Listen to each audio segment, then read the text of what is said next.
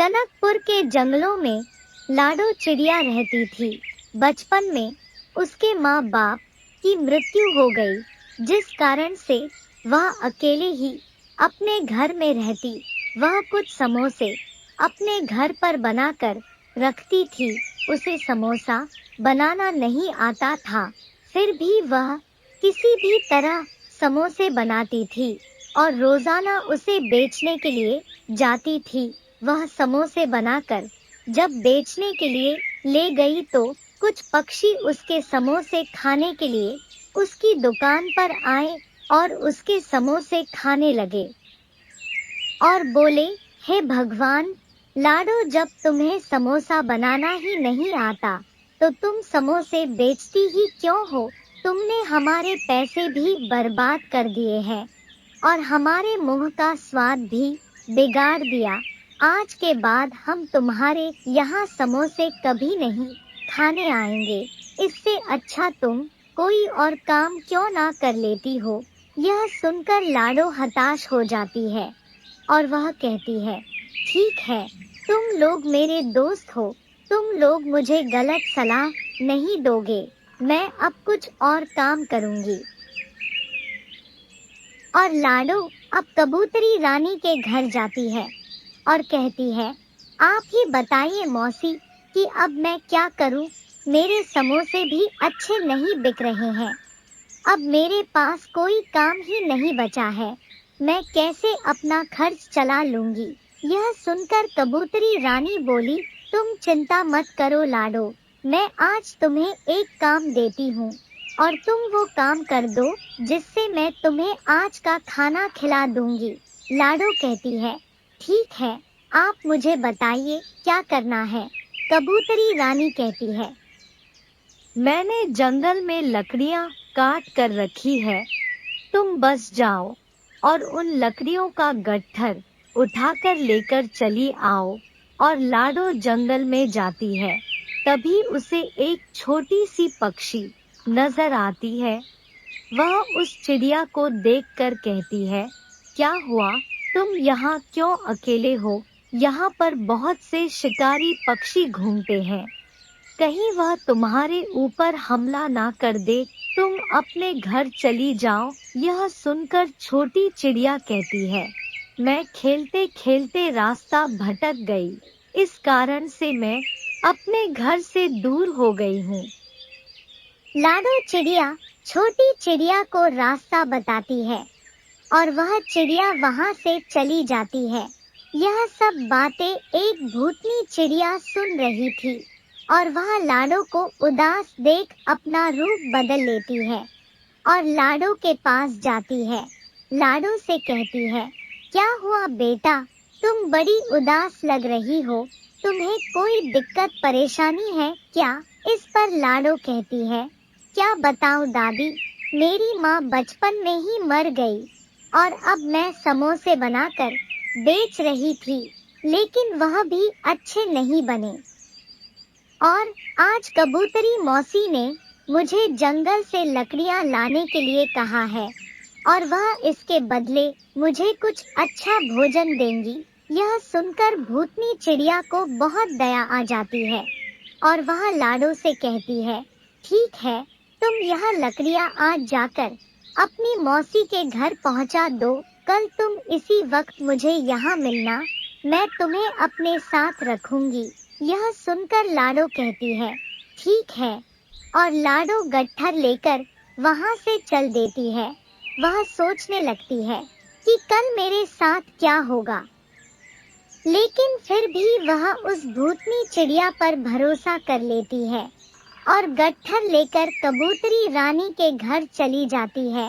बदले में कबूतरी रानी उसे कुछ अच्छा खिलाती है और लाडो अपने घर चली जाती है। रात भर बहुत सोचने के बाद लाडो फैसला लेती है कि मैं उस चिड़िया से जरूर मिलने जाऊंगी। और अगले दिन सुबह होती है। लाडो चिड़िया से मिलने के लिए निकल पड़ती है। भूतनी चिड़िया लाडो का इंतजार कर रही थी। वह लाडो को आता देख तुरंत अपना रूप बदल लेती है और लाडो से कहती है, आ गई बेटी तुम, मैं भी अकेली हूँ और मेरा इस दुनिया में कोई नहीं है।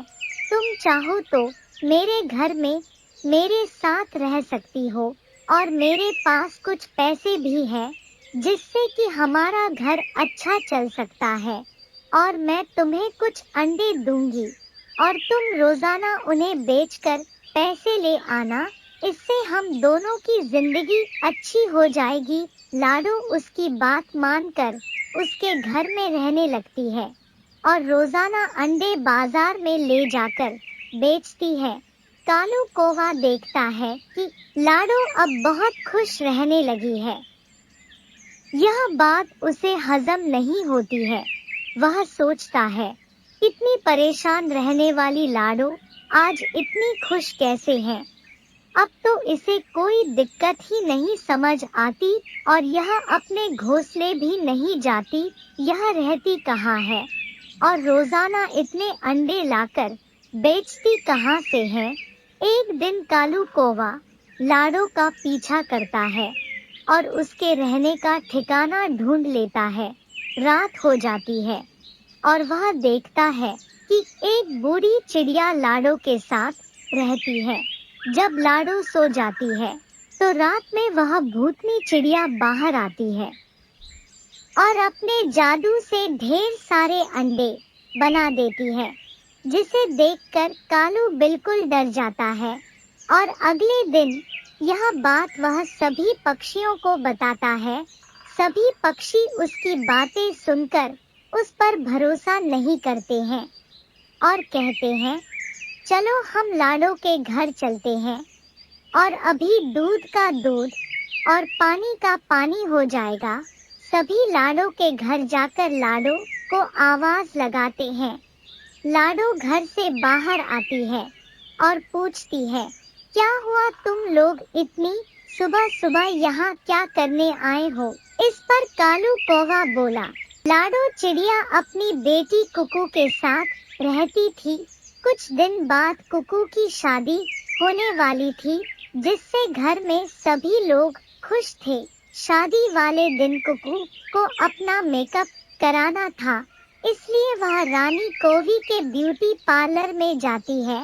वहां पर जाकर रानी कोवी से कहती है, जल्दी से मेरा मेकअप कर दीजिए, आज मेरी शादी है। मैं पहले से ही बहुत लेट हो चुकी हूँ। यह सुनकर रानी कोवी कहती है, जब यही करना रहता है तो तुम लोग थोड़ा पहले आया करो।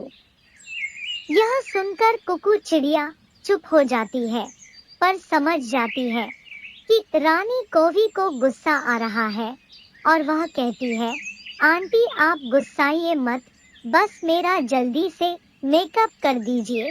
गौरी कोवी कहती है, ठीक है, आओ इस कुर्सी पर बैठ जाओ और रानी कोवी मेकअप करना शुरू कर देती है। धीरे धीरे मेकअप पूरा हो जाता है और जब कुकू आंखें खोलती है तो देखती है कि हे भगवान, यह कैसा मेकअप है। इससे अच्छी तो मैं बिना मेकअप के लग रही थी। ऐसा मेकअप बिल्कुल भी नहीं कराना था। यह सुनकर रानी कोवी बोली, अब जल्दी जल्दी कहोगी तो ऐसा ही ना मेकअप होगा, इसमें मेरी क्या गलती है। जो भी है बहुत अच्छा हुआ है, तुम मेरे पैसे दे दो और यहाँ से जाओ। यह सुनकर कुकू चिड़िया रोने लगती है और कहती है, यह आप क्या कह रही हैं? आज तो मेरी शादी है और आपको पैसों की पड़ी है, ऊपर से आपने मुझे चुड़ैल जैसा बना दिया है। यह सुनकर रानी कोवी कहती है, मुझे कुछ नहीं पता, मुझे मेरे पैसे दे दो।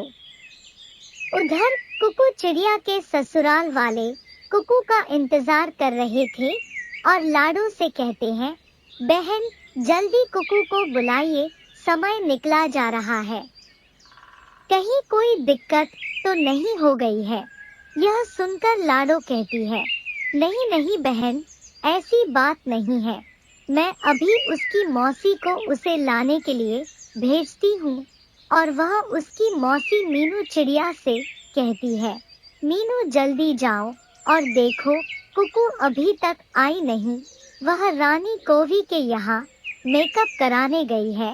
मीनू रानी कोवी की दुकान जाती है और उन दोनों की सारी बातें सुन लेती है। मीनू भी कहती है, यह कैसा मेकअप है, हम इसके 1 रुपए भी नहीं देंगे, हमें अच्छा मेकअप चाहिए। और दोनों गौरी कोवी से झगड़ा करने लगती हैं। उधर लाडो चिड़िया बहुत परेशान हो रही थी। वह सोचती है, ऐसा क्या हो गया कि अभी तक मीनू भी नहीं आई। अब लगता है मुझे ही जाना पड़ेगा। और लाडो चिड़िया गौरी के ब्यूटी पार्लर में आ जाती है और कुकू को देखकर कहती है, छी छी छी, यह कैसा मेकअप है, मुझे अपनी बेटी का बहुत सुंदर मेकअप कराना था, हम ऐसे मेकअप के पैसे नहीं देंगे।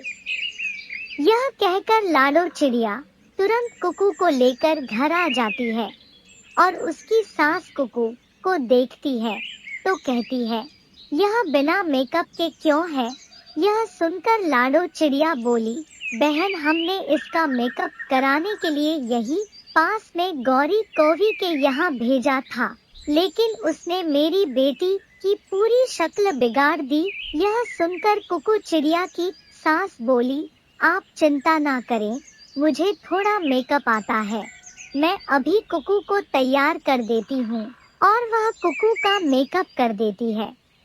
तूफान आया और सभी पक्षी अपने घोंसले में छुप जाते हैं।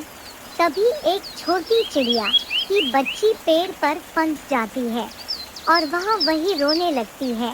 तभी उसकी आवाज़ एक बाज पक्षी को सुनाई पड़ती है और वह बाज पक्षी उस पेड़ पर जाती है और वह देखती है कि एक छोटी सी चिड़िया की बच्ची पेड़ में फंसी हुई है। उसे यह देखकर बहुत दया आ जाती है और वह उस बच्चे को उठाकर अपने घर ले जाती है और उसका पालन पोषण करती है। अब तो बाज पक्षी उससे इतना प्रेम करने लगती है कि उसे अपना बच्चा बना लेती है। तभी एक दिन एक दूसरा बाज पक्षी उसके घोंसले में आता है और कहता है, तुमने तो बहुत ही प्यारी चिड़िया को पाला हुआ है, इसके मांस तो बहुत ही मीठे होंगे, चलो हम इसे खा जाते हैं। यह सुनकर बाज पक्षी को बहुत तेज गुस्सा आ जाता है और वह कहती है, मैं इसे अपनी बेटी बना चुकी हूँ और अब तुम्हारा कोई अधिकार नहीं है कि तुम इसके बारे में कुछ कह सको। मुझे बहुत तेज गुस्सा आ रहा है, तुम यहाँ से चले जाओ वरना बहुत बुरा हो जाएगा। यह सुनकर दूसरा बाज पक्षी डर जाता है और वहाँ से फौरन भाग जाता है। धीरे धीरे यह बात पूरे टनकपुर में फैल जाती है कि बाज पक्षी ने एक चिड़िया को अपने पास रखा है। यह सुनकर अन्य पक्षी सोचते हैं, कहीं यह बाज पक्षी इस नन्ही सी जान को खा ना जाए, हमें इसकी रक्षा करनी पड़ेगी। और सभी पक्षी एक झुंड में बाज पक्षी के घर की ओर निकल पड़ते हैं। झुंड आता देख बाज पक्षी समझ जाती है कुछ तो गड़बड़ है और वह अपनी बेटी से कहती है, चिड़िया बेटी, चलो जल्दी यहाँ से, नहीं तो यह पक्षी हमारी हत्या कर देंगे, इनके इरादे ठीक नहीं लगते। और वह तुरंत वहाँ से भाग जाती है। पक्षियों का झुंड जब उसके घर पहुँचता है तो वह सोचते हैं, इस वीडियो को लाइक करें, हमारे चैनल को सब्सक्राइब कर बेल आइकन जरूर प्रेस करें।